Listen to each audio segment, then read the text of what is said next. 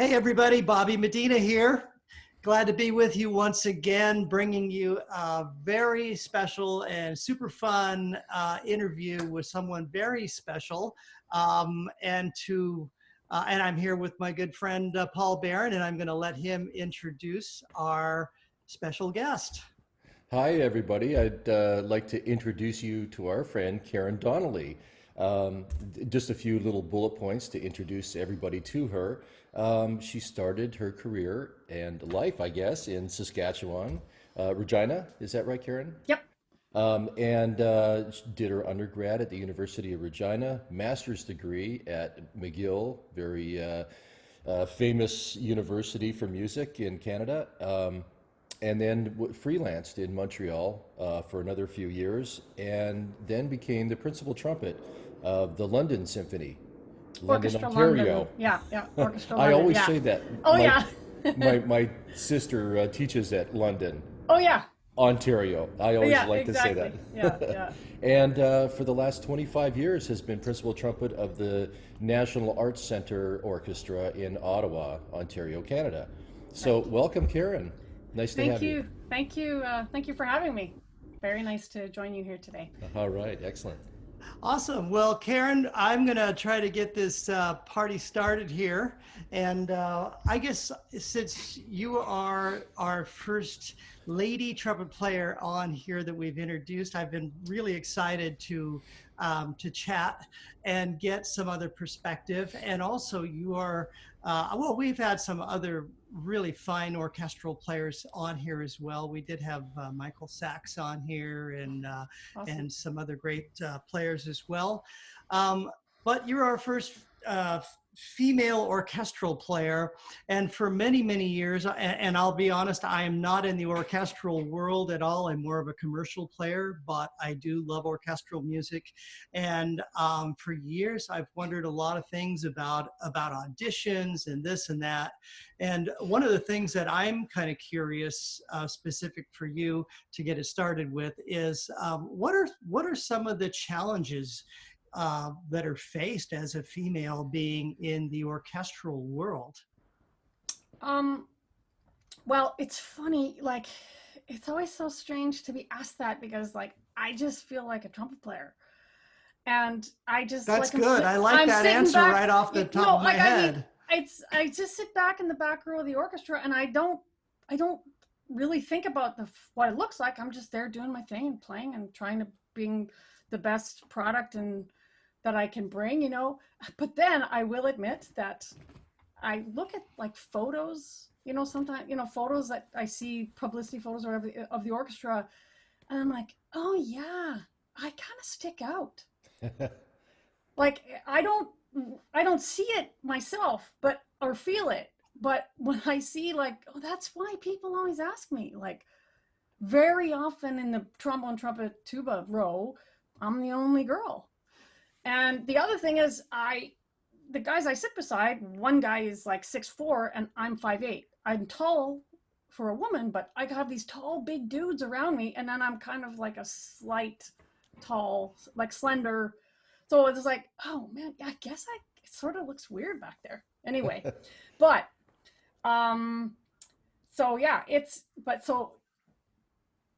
navigating through the world, I mean, there has been ups and downs, and I guess it's kind of a good thing that I sort of stick out because I want to be noticed. I want, like, as a principal player, as a leader in the orchestra, I want people to be able to, like, obviously I want to stick out musically, first and foremost. Like, when I'm supposed to be leading, I want to be heard, and so that people can follow easily. So that's my job to do. Like, I do my job well, so it makes it easy for everybody else to do their job. That's sort of how. Well, I think that's a great answer. I think that's a great answer. I know that in the past, before there was use of screens and stuff for auditions, back in those days, that was one of the very first obstacles that women faced, and I've heard also people of color may have had challenges because of that as well. But I always love, truly people need to be taken on their merits and not who they are, not defined by who they are. So, Yeah. Yeah, I don't think I've taken an audition in my years, say 30 years of doing orchestra playing, with that there has not been a screen, at least for the first round. Quite often, the screen comes down for the final round, but sometimes not. But I can acknowledge that, yeah, it would look, I have been in the finals before where it's me and other guys. And, you know, again, this like slender woman comes out, and I try to like, I'm aware of that in that situation. Cause if I'm followed by these big dudes or whatever, so I'm aware of that. And it's the old saying of Ginger Rogers and Fred Astaire, like she had to do all the dance steps he did backwards and in high heels. So it's a little bit like I just have to make sure I'm on my game and make my role very convincing and make it very clear that, in spite, people might think, oh wow, and I hear it all the time, like, oh, you make a big sound for such a little girl. Yeah, that's It's kind of brutal, but it's also like, I understand it might look, you have this well, massive sound coming from, or like, not that I make a massive sound, but you know what I mean, I have this big sound coming from, I understand, but it's breaking down those stereotypes, right? Right, And absolutely. we're all learning to change, to develop a more forward thinking perspective and inclusive, and that, but sometimes like something like a comment like that you just mentioned, is not something that necessarily is meant to be a slight in any sort of way. It's more of something maybe that's unexpected. Like, even if you see us, like, I'm a smaller guy, and if you see a big giant guy and he's playing high notes, it's kind of expected. But maybe if you're a smaller guy and all of a sudden you have this thing you do, people are like, wow, I just kind of didn't expect that from you for whatever reason. I personally, I have never felt that it's simply like naive observational comments from Exactly. mostly from people in the audience, and I never take it as negative. It's a simple observation, and I understand why they would feel that, especially, like I said, given the perspective. It's like, oh yeah, I guess I do. I am noticeable. People comment on it because of that. So. You Okay. have some big dudes in your section next to you. I know Colin is a big man. Exactly. Yeah, like there's a whole bunch of guys like that, like big dudes, like big football dudes almost, and strong guys. And anyway, but it's okay. They're lovely guys, and I've never ever had any issues with any of my colleagues. That's great. So Karen, I know you're a real student of the trumpet, and you're always seeking more knowledge, and I love that.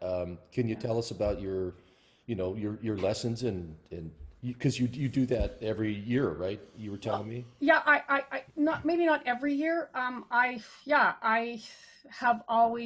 sort of have the same kind of approach of an athlete. Like pro athletes always have coaches. They always have, and various kinds of coaches. Like a professional singer will have a diction coach, will have a lyric coach, will have a, so I always have, in my professional career, I've always sort of looked for outside feedback.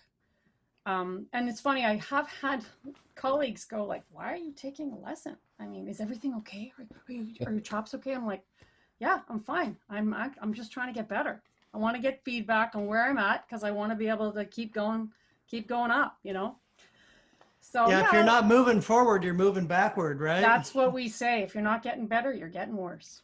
Well, you're exactly right. I mean, I still, take a few lessons every now and then. Awesome. I have business coaches and stuff as well, and people that are mentors. So I think that's really important. And I know people, many professionals. In fact, I think some of the people that I view as some of the best players, they're seeking outside input.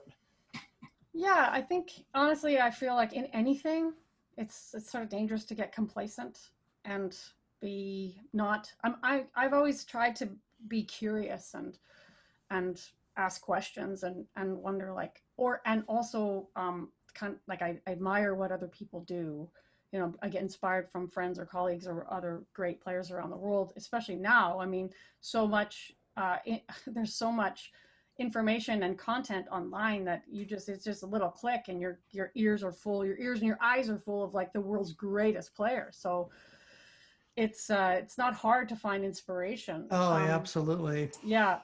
So who have you gone to that's had the biggest, profound impact on your playing? Well, I mean, you know, I could talk chronologically, but you know, I did sort of have a late start to the trumpet, which I also think is I've always had that feeling of, oh, I got to catch up. I got to catch up. So that could also be contributing to my like, oh, I want to learn more. I want to learn more. But in the early years, I had this great influence of these guys in the Montreal Symphony, and then after I graduated and was a sort of young professional, I took lessons from Arnold Jacobs, which was awesome, and I attended his summer. He had a week long course at Northwestern, and also had the amazing opportunity of working a very intensive course here at the National Youth Orchestra of Canada. Vincent Chikowitz used to be the trumpet coach, so I had 3 weeks with him, like basically all day long. And his students from Northwestern back then used to say his Canadian students used to say, yeah, they had more face time with him during NYO, which we call it, than they did being full-time students at Northwestern. So that was a pretty special time. I've always been, sorry to interrupt. I've always yeah. been really curious about him. Of course, you know, I've seen some of his studies and stuff, but if you had to put it in a nutshell, did you have one big takeaway studying with him? Well, you know, the first word that comes to mind is he was a gentleman. He was a kind gentleman, you know, and he just calm and, you know, supportive, and so somehow managed to bring whoever together in the section and just bring everybody up with his obviously his level and concept was so high, and expectation as well. But a lot of his whole approach was based on tension and getting rid of it. So much of the work was talking about relaxed and easy flow. I don't know, for whatever reason, that summer he was still playing a lot of trumpet, and we had a lot of lessons where he and I actually played duets, but he never wanted to play first. So I got to play I had like the world's best second trumpet player playing duets with me. It felt pretty darn good, I gotta say. That was pretty cool. Anyway, yeah. Yeah. Awesome. So, yeah, he was an amazing man. Yeah, everyone says the same thing. Bobby, do you have another question? Well, yeah, I'm kind of curious. Karen, we have this our Facebook group, our tips for trumpeters 50 and beyond. Yeah. Kind of started as a little thing, just that I put together starting in this COVID period. Yeah. And I've always thought about it. I've always thought there are age brackets not in sports and other areas of life. Not that music is a sport at all, but there's nobody that I've seen that really sort of caters to a group of people, trumpeters in this age category.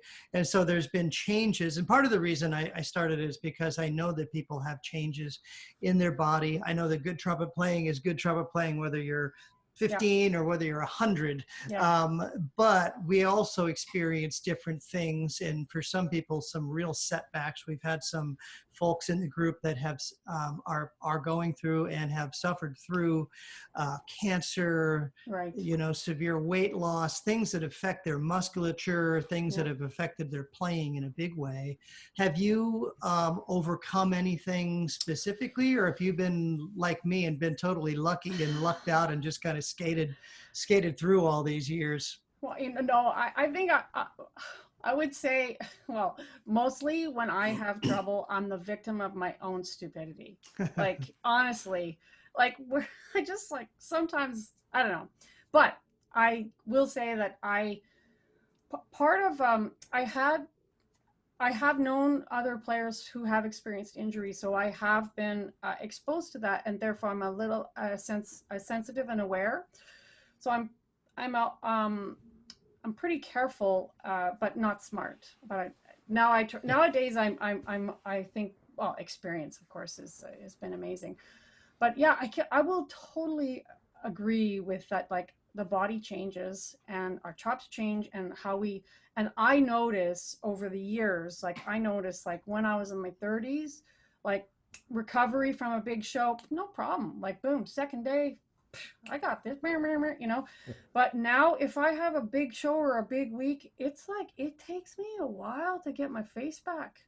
And you know, if we have these big shows that we're doing like several in a week, like I gotta be mindful of the warm down after has always helped me, and very careful about what I do the next day has always, you know. And I often, unfortunately, when I get into trouble, like with my chops, for example, it's unfortunately, it's like when I'm practicing and it's going great and I'm having fun, and then I realize like I'm in there, my woo woo woo, and all of a sudden it's like, oh my God, what have I done?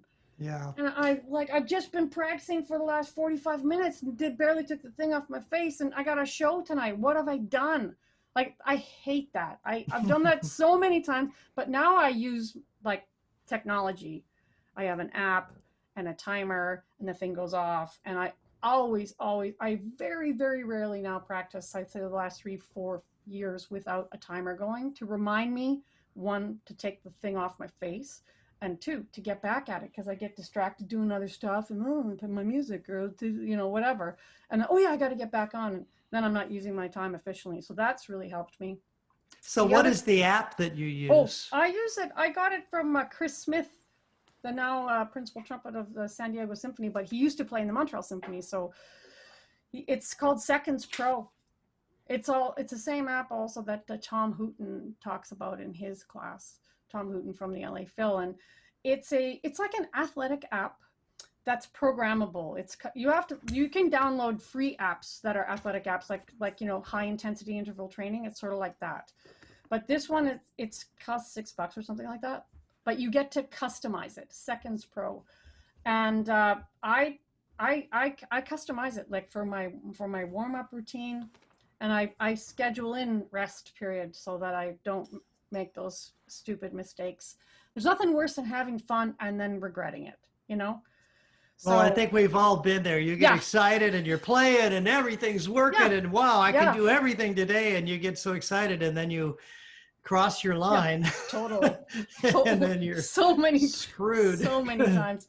The other element that I would say is, and you know, it's a fact, physiologically, we need a good strength in the body. And while I'm not like, you know, I'm no Arnold Schwarzenegger or anything, I do have a sort of regular regime of working with weights and strengthening my core and my back. But I do a lot, I have done for many years, a lot of yoga. So I can, like, flexibility and easing tension in for me, it's upper shoulders and low back. So if I don't do that, then I tend to get into trouble physically with my body. Absolutely. But if I'm good at the, you know, and it's a catch-22, like you get busy and you get tired, and then, oh, I don't have time, and then some days I'm actually, like in the olden days when we were working, you know, in the before time, you know, I'd have to like, oh, what's going to be better for me? Should I take a nap? Because I find I recover if I have a nap.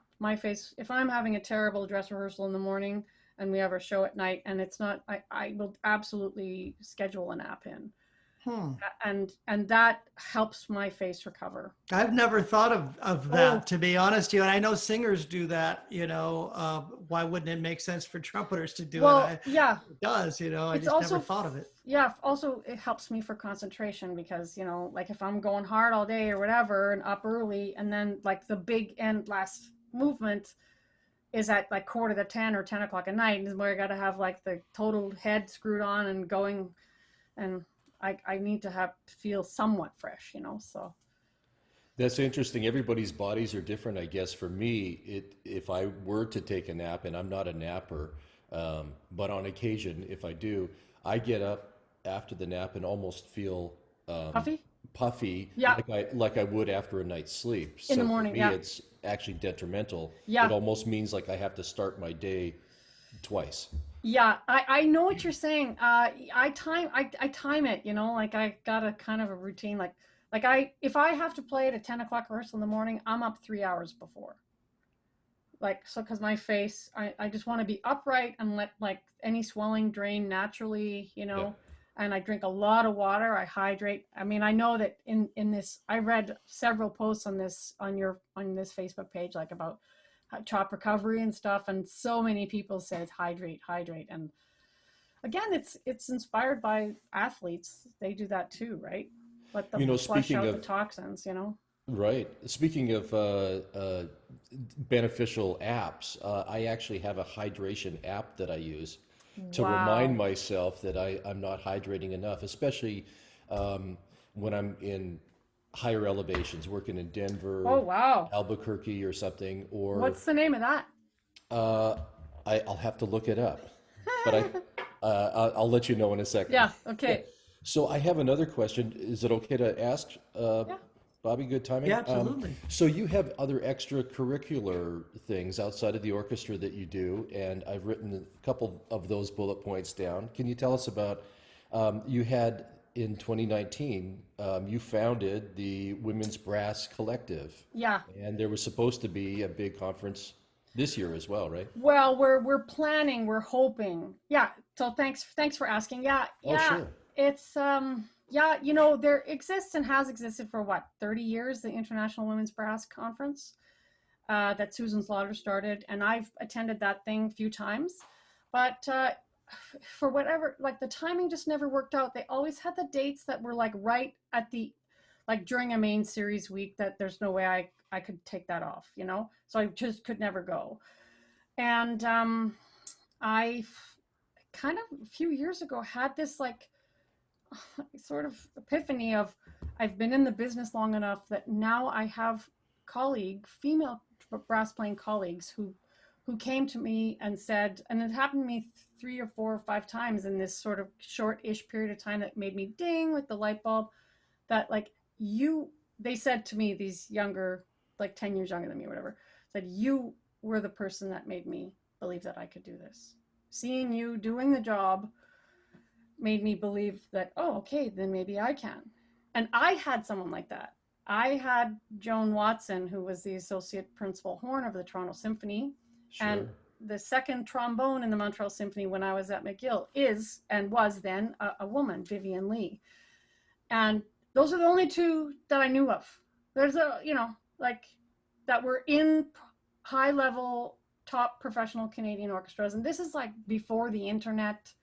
You know, I had heard talk of a Susan Slaughter. You know, I knew that she existed. I'd never gotten to meet her, you know, just by recording. So anyway, it occurred to me like, oh man, I guess I'm that person. Like, I guess I'm that person now for these young trumpet players. So, and I thought, and the visit, like them saying the visibility of seeing me in the job, and that sort of hit me. And I thought, you know what, we should do something for like the Canadian students who don't have the opportunity to go. Because the times I did go to the IWBC, it was very moving, very impactful to see a really amazing group, like brass ensemble, like top, that sounds incredible, and it's all women, and it's unusual. And it looks different, and it hits you like, oh wow, yeah. So anyway, that's a long answer. I'll just so cut to the chase. I thought we should do this here in Canada, something. So, and I thought, okay, I just had this idea, I'm gonna do it. So I emailed like all the people who I could think of in the geographical region of Ottawa, which is 2 hours to Montreal and 5 hours to Toronto. So like in this sort of Middle Eastern Canada region, because just some simple geography.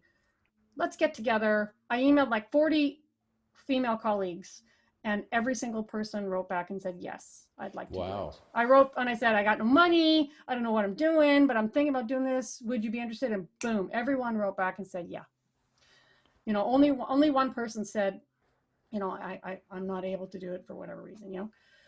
So we had this thing and it was a hit. It was amazing. And it was just mentoring, providing visibility, and a very positive dialogue about inclusivity, diversity, like all these things that are, and navigating through the business. And and it was just so we had such a great time in 2019 that we said, okay, we better do it again. So we thought we'll do it in 2 years, like, because every year is sort of demanding. It was crazy organizing. It's a lot of work putting that. Oh man, those on, it was I was in over my head big time, and thank God I had some friends who threw me a life saver. Anyway, but now we have a little more. We're organized. We have a committee, and we have blah blah blah. We have meetings, and so. But with this whole COVID thing, we'll see. We had the hope of it happening in January 2021 again in Toronto, at the University of Toronto as our host. But we haven't announced anything, but we're hoping. But you know what? It's so fun to have outside projects, to work with other people. Being 25 years in the same job, working with the same guy, and where I work is a fantastic orchestra. It's like a super good job, same kind of level contract and as the MSO and the Montreal and Toronto Symphony. So it's a very high level job. So people don't leave. So you're in there, you're a lifer, It's like, so it's fun to get to play other projects. Like I have a brass quintet that are people from. I have a brass quintet in the orchestra, of course, but I also have a brass quintet that is from people outside of the orchestra, the True North Brass Quintet. Okay. And it's the two guys from Toronto and one guy from Montreal, and it's just stimulating and keeping fire going and spirit up. And so what kind of gigs do you do with that group? Oh, it's typical, but it's typical, like chamber music festivals or series. We get invited to play on chamber music series. Basically, that's. Are you also doing outreach things with the schools? Through the NAC for sure. The True North, we do sort of high level university teaching, master classes, but I think that group would be open to doing any kind of outreach. All of the guys and gal in the group are committed educators and into it. I've got, I think, 3 True North CDs, and excellent group. Well, okay, so yeah, so that group has existed for 25 or 30 years, but the original members all have retired, and so they basically it's sort of like the new True North Brass. So this is sort of next gen. So that's sort of where I'm in there. So we actually, the new configuration, we haven't recorded a full CD yet, but we're working on it. Great. Can't wait to hear that one. But we have access to all those they have a huge library. They have great arrangers that were in that group. And so we have this access to this huge library. It's pretty amazing. So cool. We have a unique voice. It's fun. Yeah.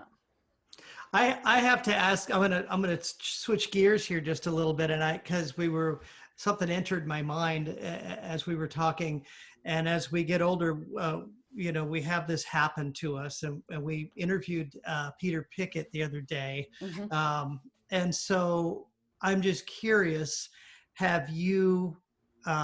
Do you play on different gear now than you played maybe when you first joined the orchestra? Yeah. How has that changed? I've gone bigger. I started with a smaller setup, and I've gone to bigger. I play very standard, quite standard. I play